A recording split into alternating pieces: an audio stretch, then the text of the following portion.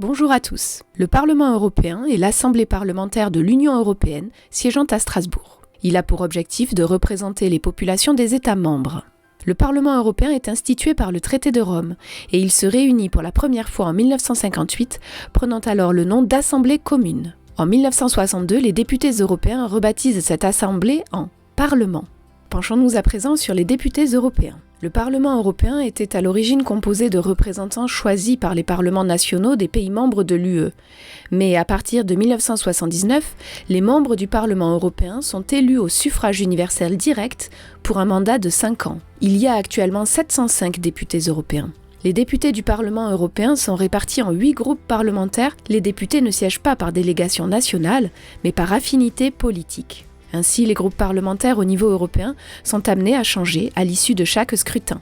Chaque pays dispose d'un nombre de représentants qui tient compte de son poids démographique, sans qu'il soit pour autant proportionnel à sa population.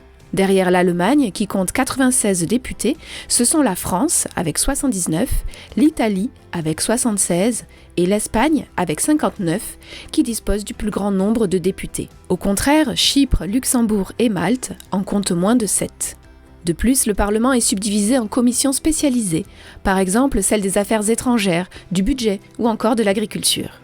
Voyons à présent les pouvoirs du Parlement européen.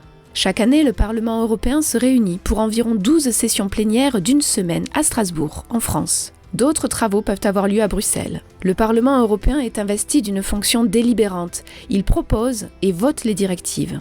Cela n'a pas toujours été le cas, car pendant longtemps le Parlement n'a eu qu'un rôle consultatif. Mais l'intégration de pays de plus en plus nombreux, ainsi que la volonté des citoyens européens d'une meilleure représentativité, ont modifié le rôle de cette assemblée.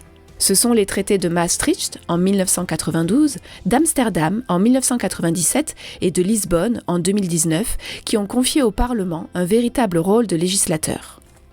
Les parlementaires européens pèsent ainsi sur le processus décisionnel communautaire. Ils possèdent des compétences dans le domaine budgétaire et peuvent contrôler l'activité des autres institutions de l'Union européenne. Le Parlement peut également censurer la Commission avec un vote des 2/3 de ses membres, même si cette procédure n'a jamais été appliquée. Pourtant, le Parlement, comme les autres institutions européennes, doit affronter la méfiance des citoyens européens, marquée par des taux d'abstention très forts aux élections européennes. Merci beaucoup de votre attention et n'oubliez pas de vous abonner.